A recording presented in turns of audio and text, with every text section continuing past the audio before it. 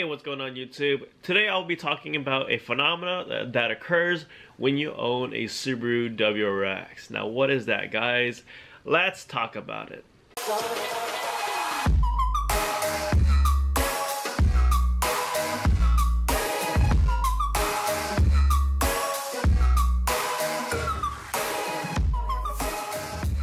For the sake of this discussion topic, I will be calling it STI Envy.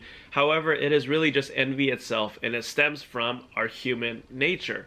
Now in life, we want things that we don't have. We also want things that are the best of the best. So owning a Subaru WRX is no different. Oftentimes when you've come into the ownership experience of a Subaru WRX, you're going to encounter people who belittle your transaction and always say an STI is better. Yes and no. Given that discussion topic, I don't want to dive into it. However, the root question is, which one is better, a Subaru WRX or an STI? It really depends on the purpose and the finances that you have approaching this situation. An STI is more oriented towards the track and rallying, and it is $10,000 more, whereas a WRX is a daily driver. It has full utility for most normal folks, and it is $10,000 less.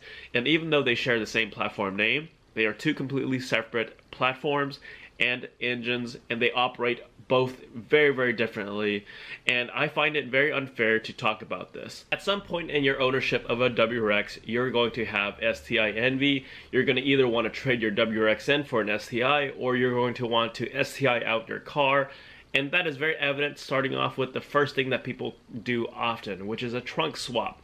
It is very controversial. I don't want to go into it in full detail as well, because people get very, very upset over it. So for the sake of this video, the STI trunk swap is all dependent upon your personal wants. The second thing is Brembo brakes. Brembo brakes, yes, I understand, are included in some of the sport packages offered in a WRX. However, at that price point of $34,000, $35,000, you might as well move up to the STI range and buy yourself an STI. And because Brembo brakes are more oriented towards the track. Yes, you can track the WRX as well. However, for most of the people that I've encountered so far, when you buy a WRX, it's more about the daily usage and utility. You don't quite often see people use a WRX at the track. It's more the STIs. Third is changing out your exhaust to mimic the Subaru rumble. That is one of the biggest complaints many people have about the new 2015 and newer Subaru WRX, is that it is too quiet and that, you know, the Subaru rumble is gone. But it is a new platform, it is a new engine, it serves a different purpose, and it's a new motor. So, you know, I don't get why people are bent out of shape about wanting to mimic that Subaru rumble. Yes, I do like it as well. However, it's give or take. You have to appreciate what this new platform and this new brand offers instead of kind of living in the past. Because if you do, you might as well stick to an STI and keep the EJ motor, or you buy an older WRX. At some point in your ownership of a Subaru WRX, you're going to experience the STI envy. You're going to feel like you made the wrong choice, and you're going to want to either trade your car in for an STI, or you're going to want to make an STI clone and try to make your WRX more STI-like, whether it's all of the external mods to make it look like a WRX STI, or you're going to make it perform equal to, or if not, try to make it better than a stock STI. I'd like to use the analogy of dating. When you meet a girl that blows you away, and she's stunning in every aspect, and you want her to be a part of your life, you want to share a relationship with her, you know, and you get into dating and you accept her and appreciate her for all of her entirety, all of her traits, all of her qualities.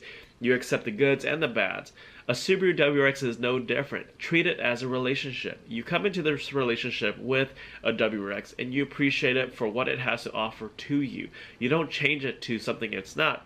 It's not like I approach a librarian type girl. She's cute, she's very intelligent, she's smart, and you're like, hey, I want you to become a yoga pants / Instagram model type girl. It's not gonna fly, and that relationship is not gonna work out, and in the end she's gonna leave you because you are a prick. And like I said, guys, the WRX is no different.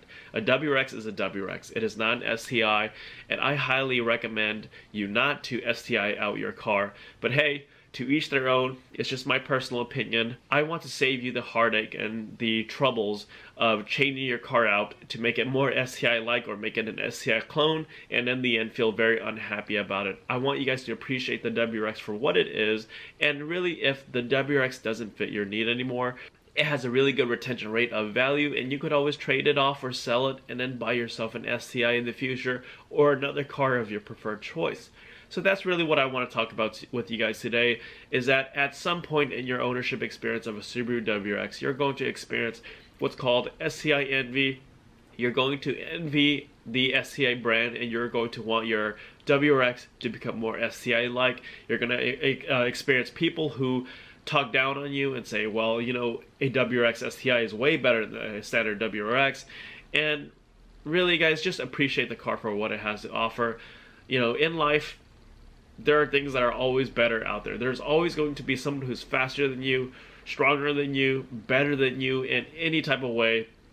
And you just have to accept that reality and move forward with it. Hey, appreciate your flaws, appreciate your strengths and weaknesses, and move forward with that. Same thing with the WRX. Appreciate the WRX for what it has to offer, and you will have a very, very pleasant relationship and ownership experience. So with that, guys, I hope you guys like this video. If you do, please give it a thumbs up, like, share, subscribe, and I'll see you guys in the next video. And of course, don't forget to subscribe.